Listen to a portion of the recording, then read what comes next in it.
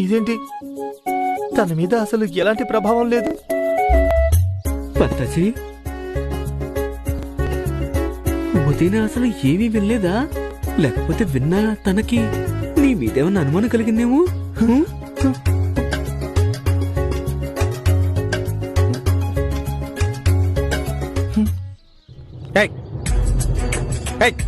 ఇవ్వండి, డబ్బులు తిరిగివ్వండి.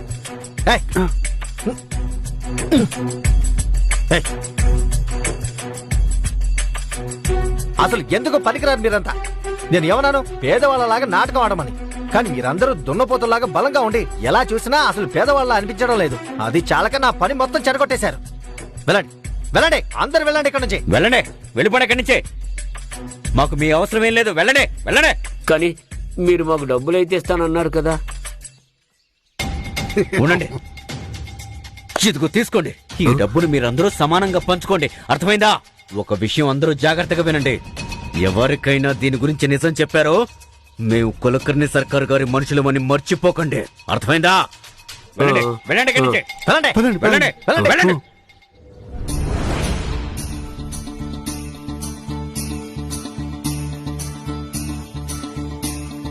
సంతాజీ, నువ్వు చూసావా? తను నన్ను చూసిందా? తన మీద మంచి ప్రభావం పడిందా?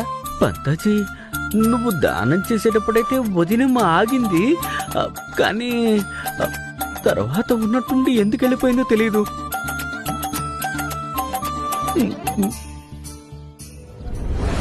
వీళ్ళిద్దరూ కవలలా? కానీ అదెలా సాధ్యం అవుతుంది సాయి? జన్మించిన సమయంలో వీళ్ళిద్దరూ ఒకరితో ఒకరు విడిపోయారు. కానీ ప్రశ్న ఏంటంటే వీళ్ళు ఎవరి గర్భాన జన్మించారు అని.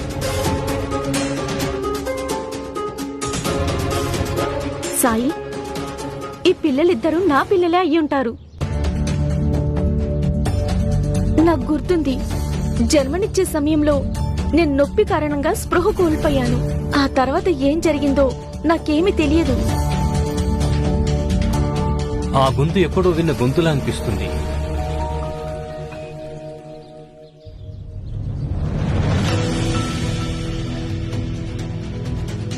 నువ్వా? నువ్వేంటి ఇక్కడ? మీకు ఈవిడ తెలుసా? ఖచ్చితంగా తెలుసు. నిజానికి నేను మాధవపూర్లో కానిస్టేబుల్. ఈ షీలాబాయ్ మా ఊరు మనిషి. ఈవిడందరినీ కూడా చాలా విసిగించింది. అయినా ఈవిడ మర్యాదస్తురాలు కాదు. ఈవిడ పచ్చి దొంగ.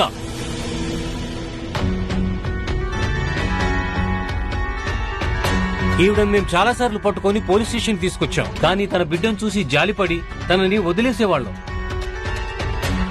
కానీ ఈవిడ తన పనులనెప్పుడు మానుకునేది కాదు. ఈవిడ దొంగ అయితే ఇది స్పష్టంగా తెలుస్తోంది. ఈ పిల్లలిద్దరూ నా పిల్లలే. తనే దొంగలించుంటుంది నా మంగల్ని. మేం షాంపూర్లో నివసిస్తున్నాం. మాధవపూర్ మాకు చాలా దగ్గరలోనే ఉంది. అందుకని నా బిడ్డను ఎత్తుకెళ్లిపోవడం తనకి చాలా సులభం అయి ఉంటుంది. ఇది నిజం కాదు. నేను మంగల్ని ఎత్తుకెళ్ళలేదు. సాయి, నేను దొంగతనం చేస్తాను, అది నిజమే. కానీ నా బిడ్డ కడుపు నింపడం కోసం మాత్రమే. నేను వేరే వాళ్ళ పిల్లల్ని ఎప్పటికీ ఎత్తుకెళ్ళలేను సాయి. ఇప్పుడు పట్టుబడినందుకు అబద్ధం చెప్తున్నావా? నీకు సిగ్గనిపించట్లేదా? ఈసారి నిన్ను ఎవరు కాపాడలేరు. నువ్వు జైలుకెళ్తావు.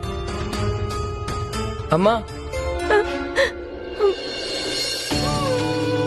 వద్దు, మా అమ్మని ఎక్కడికి తీసుకెళ్ళకండి. మా అమ్మ లేకుండా నేను ఉండలేను. నిస్సహాయతతో దొంగతనం చేసి బిడ్డని ఎత్తుకెళ్తుందని అనుకోకండి. చూడండి, ఆవిడ బిడ్డ ఆవిడ్ని ఎంత ప్రేమగా చూస్తున్నాడో. నా మనసు చెప్తుంది ఈవిడ బిడ్డని దొంగలించలేదని. అయితే నేను దొంగతనం చేశానా? చూడండి, మాకు ఎవరి మీద అనుమానం లేదు. మీరొక విషయం చెప్పండి. ప్రసవ సమయంలో మీ ఇద్దరి దగ్గర ఎవరున్నారు? అక్కడ ఒక దాయం ఉంది. ఆవిడ పేరు వైష్ణవి. నా ప్రస్తుత సమయంలో కూడా అదే వైష్ణవి దాయం ఉంది. అయితే నిజం ఆవిడికి తెలిసే ఉంటుంది. కానీ ఆవిడ 2 ఏళ్ల క్రితం చనిపోయింది.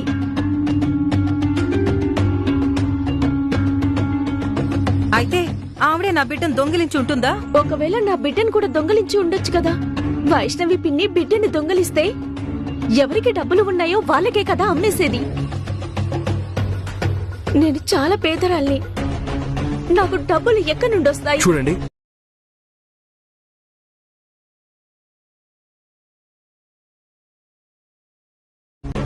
మీరిద్దరూ ఎలాంటి ఆధారం లేకుండా ఒకరి మీద ఒకరు నిందలు వేసుకుంటూ ఉన్నారంటే అప్పుడు ఎలా కుదురుతుంది?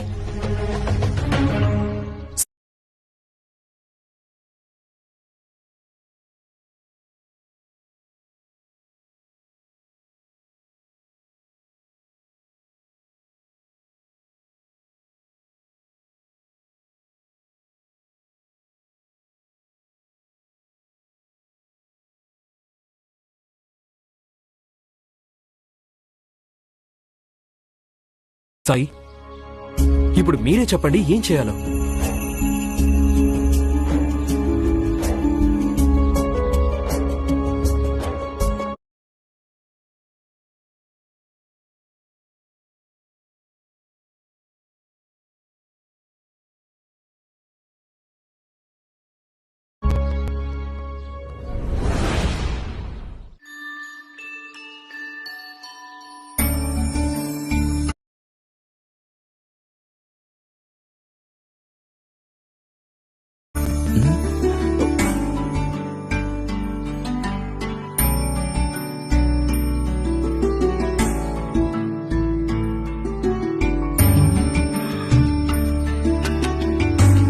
పంతాజీ పద. లేదు లేదు సంతాజీ, అమ్మాయి తిరిగి రాలేదు. వచ్చిందంటే మళ్ళీ ఒకసారి చూసుకుంటాను. ఏంటి విషయం పంతాజీ? దీన్నే అంటారు నిజమైన ప్రేమని. వదినమ్మ కోసం నువ్వు సర్కార్ దగ్గర డబ్బు కూడా అప్పు తీసుకున్నావు. వదినమ్మని ఒక్కసారి చూడటం కోసం ఎంతగా తప్పించిపోతున్నావో చూసావా? అరే అరే అరే అరే అరే చూసావా పంతాజీ? వదిన గురించి మాట్లాడగానే నీ బుగ్గలు ఎంత ఎర్రగా కందిపోయాయో. నువ్వు సర్కార్ గారి దగ్గర చెంపదెబ్బలు తిన్నట్టుగా ఉన్నాయా? తమాషా కన్నాను పంతాజీ, తమాషాకి.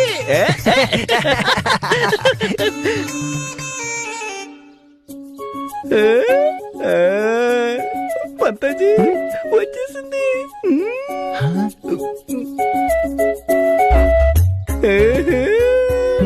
పద పద పద పద పద. పంతాజీ, ఒకవేళ వదిన నిజంగానే నేను ఇష్టపడుతుందంటే తను తప్పకుండా వెనక్కి తిరిగి చూస్తుంది, అలాగే నవ్వుతుంది కూడా.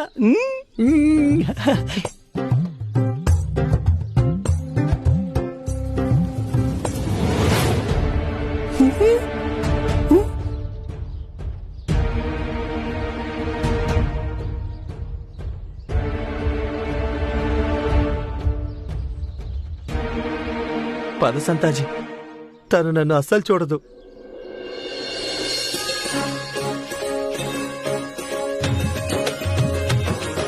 చూడండి,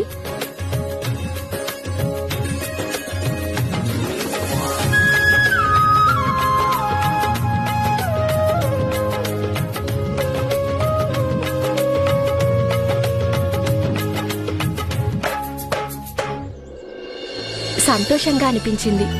నేను ఏ విషయాన్నైతే మీకు చెప్పానో అది మీరు మరొకరికి కూడా చెప్పారు. మీరు నిజంగా చాలా మంచి మనిషిలా ఉన్నారు. మిమ్మల్ని కలిసినందుకు సంతోషంగా ఉంది. లేదు, నేను చాలా మామూలు మనిషిని. అవసరంలో ఉన్న వాళ్ళకి సహాయం చేస్తాను.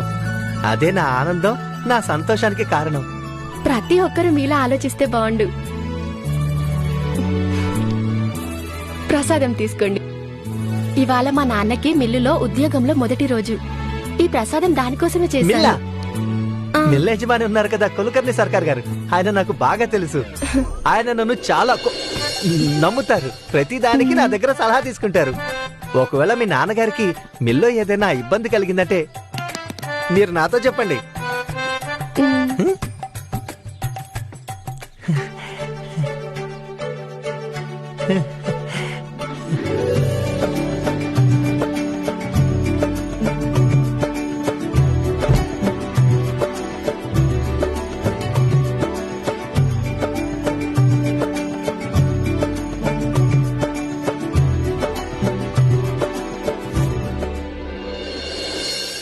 మీరిద్దరూ కూడా ఎవరికి వారు ఏమనుకుంటున్నారంటే మీరిద్దరూ నిజం చెప్తున్నారని.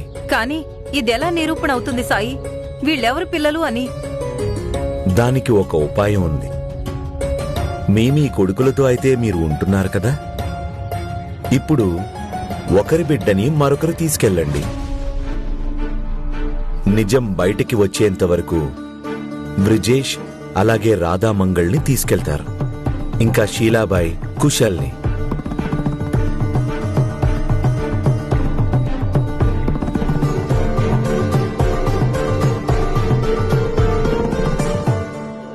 లేదు సాయి, నేను మా అమ్మకు దూరంగా ఉండలేను. అవును సాయి, నేను కూడా మా అమ్మతోనే ఉండాలనుకుంటున్నాను.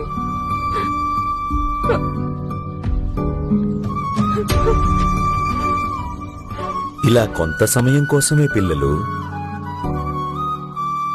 నిన్న మీరిద్దరూ నా మాట విని నాతో పాటు వచ్చారు. అప్పుడు పీడకల కాస్త మంచి కలగా మారింది, అవునా? నా మీద నమ్మకం ఉంచండి. మీరిద్దరూ నేను చెప్పినట్టుగా కొంతకాలం ఉండండి. కొంచెం కష్టంగా అనిపిస్తుంది, కానీ దానివల్ల రాబోయే కష్టాలన్నీ పరిష్కారమవుతాయి.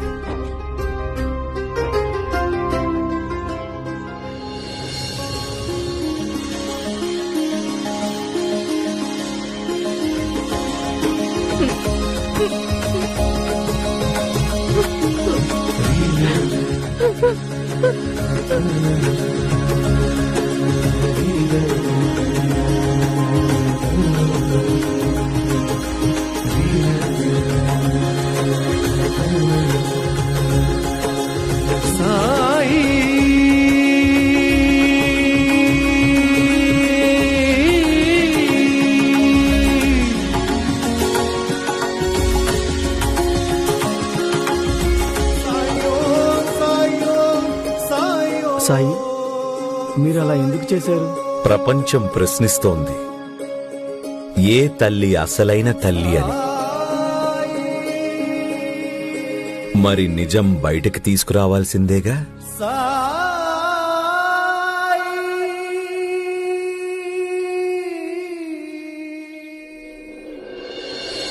ఆలోచించు సంతాజీ, ఆ అమ్మాయి నేను ధనవంతుణ్ణి, దయగలవాణ్ణి అనుకుంటోంది. ఏ ధనవంతుడైనా ఉంటాడా అసలు పనివాళ్ళు ఎవరూ లేకుండా? పంతాజీ, ఒకసారి నేను మీకు పనివాడిగా మారాను కదా, ఇంకా నేను మీకు ఎలా సాయం చేయాలి? ఒకవేళ మీకు చాలా మంది పనివాళ్ళు ఉన్నట్టుగా నాటకం ఆడాలంటే అప్పుడు కొంతమంది మనుషులను అద్దెకి తెచ్చుకోవాలి. లేదు లేదు సంతాజీ, కేవలం నువ్వు మాత్రమే నాకు సహాయం చేయగలవు. తన ముందు నువ్వు నాకు పనివాళ్ళ ఉండు చాలు. పనివాళ్ళ ఉంటే బాగుంటుంది. ఆ తర్వాత వదినమ్మ మీకు సరే అంటుంది, మీ ఇద్దరికి పెళ్ళవుతుంది. అప్పుడు గాడిద చాకరీ నేనే కదా చెయ్యాల్సింది. సంతాజీ, అంతేనా? నేను ఏం ఆలోచిస్తున్నానంటే, నాకు పెళ్లి జరిగిన తర్వాత నీకు కూడా ఎంతో లాభం కలుగుతుంది. అసలా నేను నిన్ను నా సోదరుడు అనుకుంటున్నాను. నా భార్య నీకు వదినవుతుంది, రకరకాల వంటలు చేసి పెడుతుంది. ఏవైతే మనం దుకాణంలో లాక్కొని తినేవాళ్ళమో అవన్నీ మనకి ఇంట్లోనే దొరుకుతాయి. ఆలోచించు, అప్పుడు ఎంత బాగా అనిపిస్తోంది. నా కుటుంబం పెరిగినట్టు నీకు కూడా పెరుగుతుంది. లేదు లేదు పంతాజీ, లేదు. ఇలా చూడు, రుచికరమైన భోజనం నేను అందరినీ బెదిరించి కూడా తినగలను. దానికోసం నేను నీకు పనివాడిగా మారాల్సిన అవసరమే ఉంది? ఇప్పటికే సర్కారు కింద బానిసత్వం చేసి చేసి అలసిపోయాను. ఇప్పుడు నీకు కూడానా? లేదు, నా వల్ల కాదు, నేను వెళ్తున్నాను. లేదు సంతాజీ, నువ్వు నా స్నేహితుడివి కదా, సాయం చేయాల్సిందే. నువ్వు సాయం చేయాల్సిందే. నేను నిన్ను వెళ్ళనివ్వను. నువ్వు నాకు సహాయం చేస్తావా లేదా? ఏం చేస్తున్నావు పంతాజీ? ముందు నా కాలు. లేదు లేదు, నువ్వు నాకు సరే అని చెప్పేంత వరకు నేను నీ కాలు అస్సలు వదలను. సరే అని చెప్పు, సరే అని చెప్పు.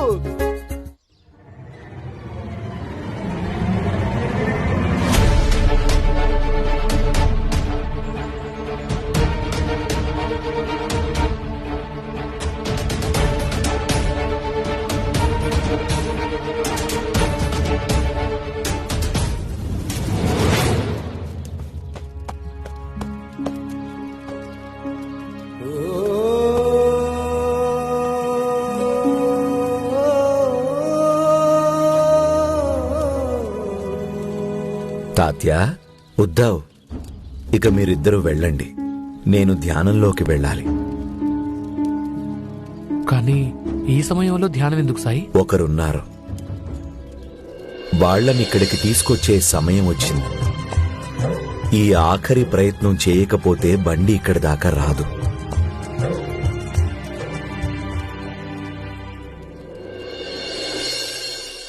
మీరీయన కాలు ఎందుకని పట్టుకున్నారు? ఇతన నా పనివాడు. పనివాడా? మీరు పనివాడి కాలు ఎందుకని పట్టుకుంటున్నారు? నిజానికి నేనెప్పుడు పనివాడు అనుకోను, నా సోదరుడనే అనుకుంటాను. కానీ ఇవాళ నేను ఒక విషయంలో చాలా విసుగ్గా ఉన్నాను. అదే విసుగులో కోపంలో తనని తిట్టాను. అప్పుడు తను బాధపడ్డాడు. తను ఉద్యోగం మానేసి వెళ్ళిపోతున్నాడు. దానికోసం నేను తనని క్షమాపణ అడుగుతున్నాను. అంటే నేను ఇదే నేర్చుకున్నాను, ఒకవేళ తప్పు మనది ఉందంటే మనం క్షమాపణ అడగాలి. చిన్న పెద్ద ఏది చూడకుండా అదే చేస్తున్నాను. మీ ఆలోచన చాలా బాగుంది.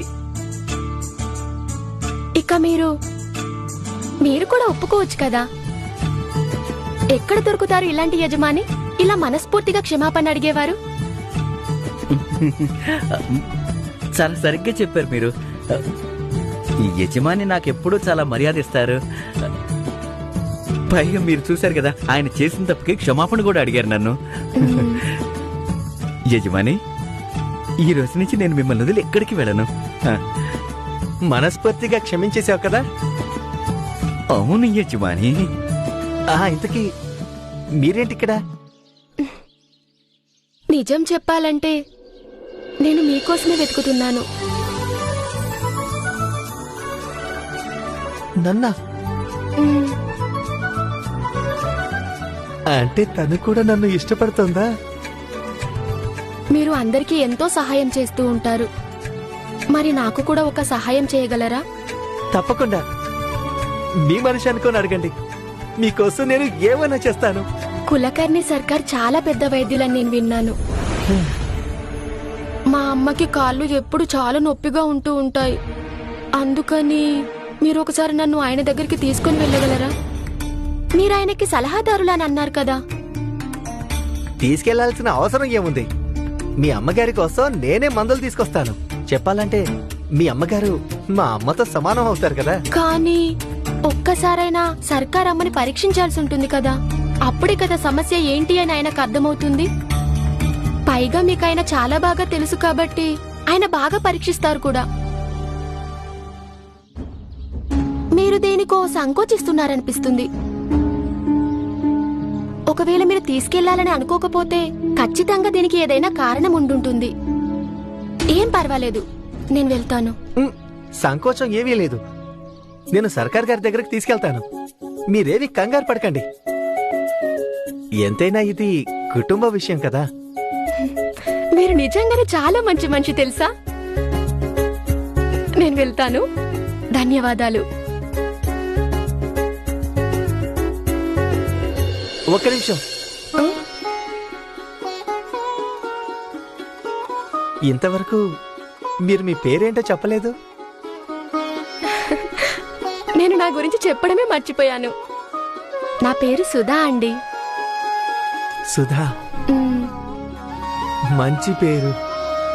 సుధా చాలా మంచి పేరు. సుధా. సరే, వస్తాను. సుధా, సుధా, సుధా, సుధా, సుధా.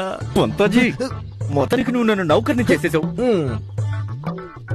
సరే వదిలేసే. నువ్వు తనకి మాటిచ్చావు కదా, కానీ సర్కార్ గారి దగ్గరికి ఎలా తీసుకెళ్తావు? ఒకవేళ నువ్వు తనని సర్కార్ గారి దగ్గరికి తీసుకెళ్తే అప్పుడు సర్కార్ గారు తన ముందు నిన్ను కొడితే, లేదంటే నీ గురించి నిజం చెప్పేస్తే ఎలా? ఏం చేస్తావు?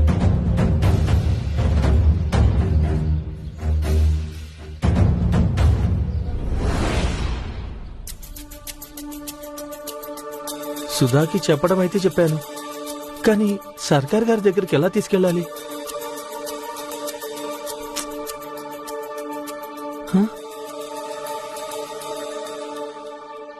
గుమాస్తా గారు, ఏమైంది? ఎందుకంత దిగులుగా ఉన్నారు? ఏమని చెప్పమంటారు సంతా గారు?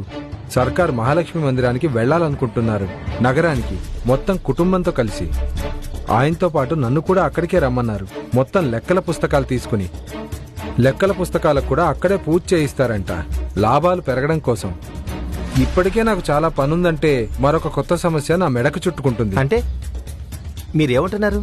మొత్తం కుటుంబం అంతా కలిసి వెళ్తున్నారు? అవును పంతా గారు, మళ్ళీ రేపే తిరిగొస్తారు. నేను వెళ్తాను.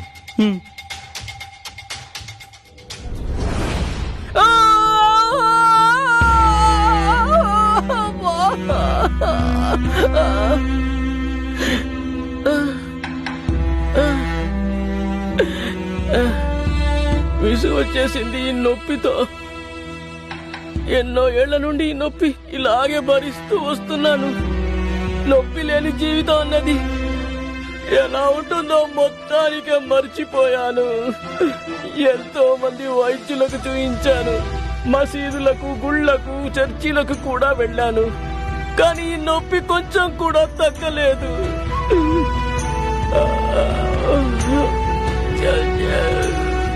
మీరేమీ కంగారు పడకండి. ఏదో ఒక రోజు అంతా తప్పకుండా సర్దుకుంటుంది. మీకు త్వరలోనే అలాంటి మనిషి ఒకరు కనిపిస్తారు. ఆయన మీ చేతిని ఖచ్చితంగా నయం చేస్తారు. చూడండి.